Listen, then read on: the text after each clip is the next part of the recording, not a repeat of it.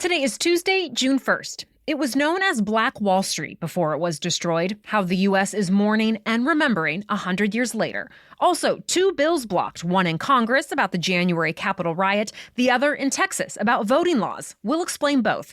Plus, changes could be coming at the post office. Uber and Lyft admit rides are more expensive right now, and why a big tennis star just quit a major tournament.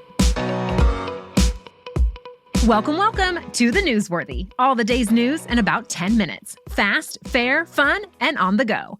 I'm Lacey Evans, filling in for Erica Mandy during her maternity leave. You ready? Let's do this. This week, people around the country are remembering a tragic day in American history. Exactly 100 years ago, the Tulsa race massacre happened. A white mob stormed a successful black economic hub in the Greenwood neighborhood of Tulsa, Oklahoma, that was often referred to as Black Wall Street. The mob rioted for 2 days with the help of local police officers. They randomly shot and killed black people and torched 35 blocks of black-owned businesses, churches, homes, a library, a school, and a hospital. In the end, historians say as many as 300 people were killed, although at this point, different records show different numbers. No one was ever charged in their deaths, and Black Wall Street was never rebuilt. Insurance companies denied most of the black victims' claims, so thousands were left homeless. Flash forward to this week, and President Biden issued a proclamation calling for a day of remembrance. He called on Americans to, quote, recommit to the work of rooting out systemic racism across our country. And today, the president will visit Tulsa. He's going to tour the Greenwood Cultural Center and meet with surviving members of the community. A bipartisan investigation into the January 6th Capitol riot won't be happening after all. Remember, a lot of lawmakers, mostly Democrats, wanted an independent commission, similar to what was created to look into the 9/11 terror attacks. But the final vote came up short to make it happen.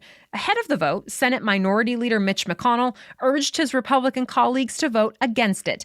He argued Democrats would use the commission for political reasons, to keep the riot and the controversy around former President Trump's actions that day top of mind, especially with midterm elections coming up next year. McConnell also said there's no need for the commission since law enforcement and congressional committees are already investigating the riot. In the end, every Democrat, along with 6 Republicans, voted yes, the commission is necessary. But most Republicans disagreed, and it didn't pass. Some top Democrats aren't giving up, though. They now plan to form a commission with or without Republicans. They say they'll look into the root causes of the attack, any connections between the rioters and members of Congress, and why the government failed to prevent it. Texas Democrats staged a dramatic walkout over the weekend in a last-ditch effort to block a controversial new bill. The bill would have tightened the state's voting laws, and Texas already has some of the most strict voting laws in the country. The new one would have done away with things like drive-through voting, late-night voting, and Sunday morning early voting. It would also add more strict ID requirements for absentee voting. And that's just a few of the many measures included. Republicans say the changes are necessary to make elections more secure in the state, but Democrats say this is all meant to discourage people from voting, especially people of color. Well, the bill came up at the very end of the legislative session in Texas. The House had to pass the bill by the end of the day on Sunday or wait until the next session. And typically, the legislature only meets every 2 years in the state. Well, since Republicans hold the majority in Texas, Democrats there realized if they stayed to vote, they'd probably lose. So they walked out instead. That left the state house without enough members to vote on the bill by law. So now the bill faces an uncertain future. Democrats say it's dead, but the Republican governor in Texas says he's going to order state lawmakers come back for a special session to approve it, and that's likely to happen this summer.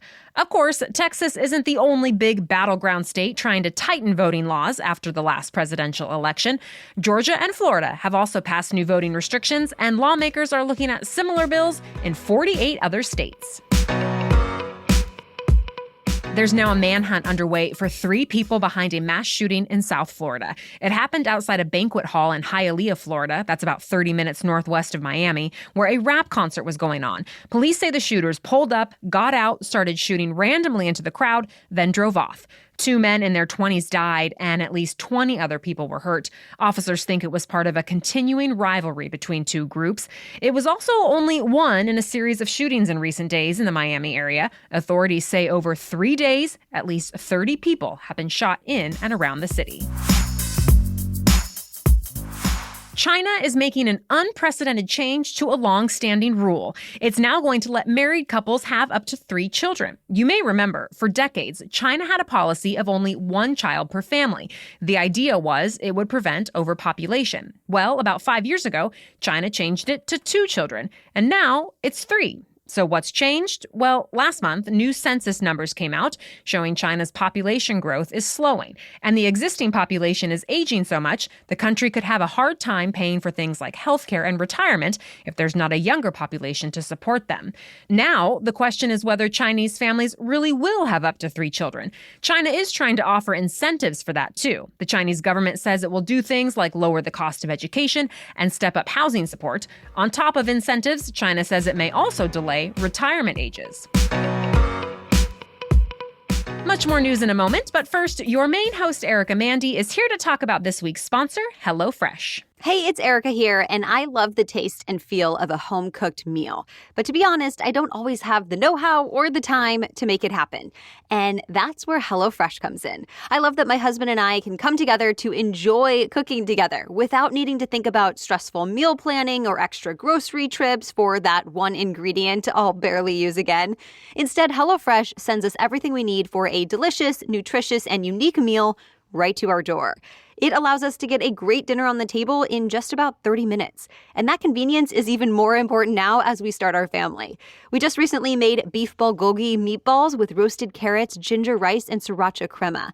You better believe that I could never make that on my own. And yet it felt like a breeze with HelloFresh. No wonder it's America's #1 meal kit. And right now you can get 12 free meals, including free shipping, when you go to HelloFresh.com/newsworthy12 and use that code newsworthy12.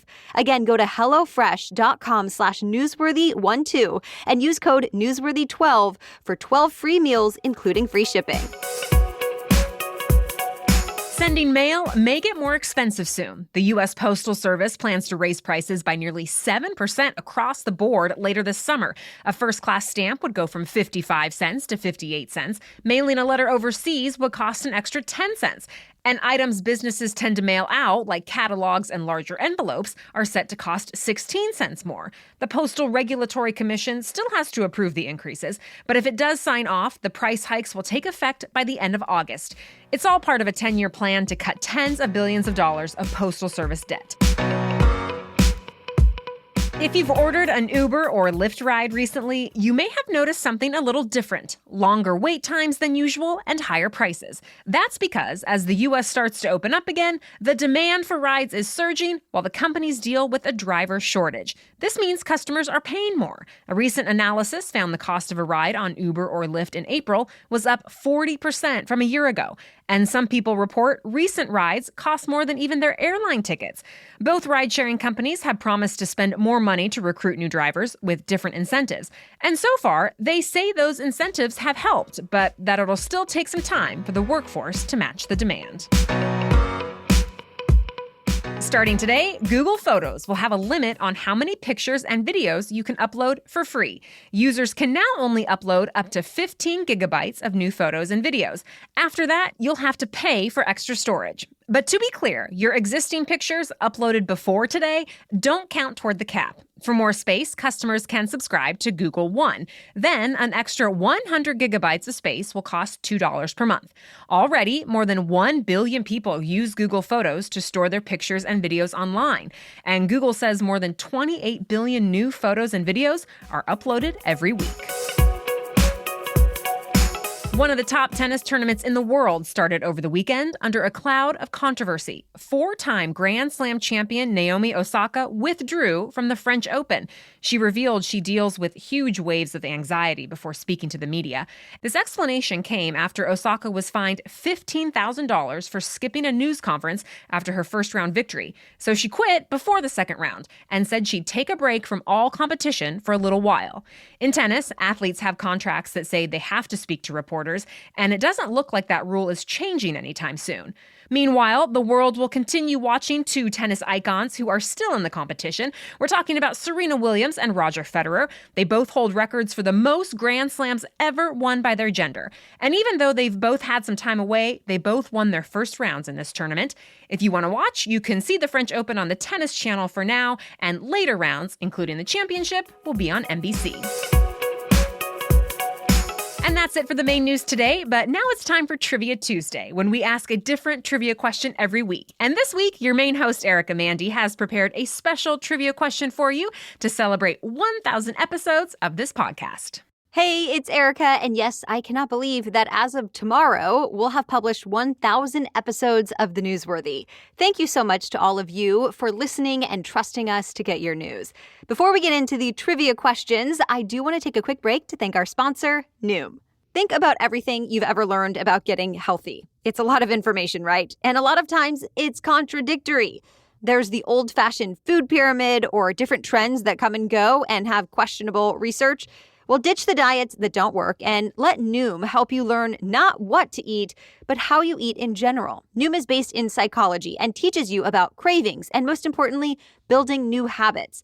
Yes, Noom's cognitive behavioral approach means you're not just losing weight, you're building the habits you need to keep it off. In fact, more than 80% of Noomers finish the program, and more than 60% have stuck with their goals for at least 1 year. We don't need any more rules in life, right? We want knowledge and an effective but compassionate kind of accountability. There's a science to getting healthier, and it's called Noom. So sign up for your trial today at Noom, Noom.com/newsworthy. Again, sign up for your trial at Noom, Noom.com/newsworthy. Noom.com/newsworthy. Okay, so now back to Trivia Tuesday. And in honor of 1,000 episodes of The Newsworthy, we have two trivia questions for you. One, on what date did The Newsworthy publish its very first episode? And two, what letter represents the number 1,000 in Roman numerals? I'll be back next week to share the answers, and once again, thank you all and the amazing team behind the scenes for helping us reach this milestone and being part of the Newsworthy community. For now, be sure to connect with us over on Instagram at NewsworthyPod. You can play along with the trivia and news quizzes in our Instagram stories today, and we'll have a couple special Instagram posts to celebrate this week. So just find and follow us at NewsworthyPod. As for last week's trivia question, I'll now toss it back to our wonderful fill-in host. Thanks, Erica. Last week's trivia question was, which is the only edible food that never goes bad? The answer is honey. Scientists say honey can last thousands of years without spoiling. There are a few reasons why this could be possible. First, honey contains very little water. That means bacteria that spoils other types of food can't survive long enough to damage the honey. Second, honey is very acidic. An acid will kill any organisms that get too close. The third reason has to do with bees. Scientists say bees help create hydrogen peroxide during the honey-making process, and this chemical also fends off damaging bacteria. All right, thank you for turning to The Newsworthy to get your news each day. As always, we'll be back with more news tomorrow. Until then, have a great day.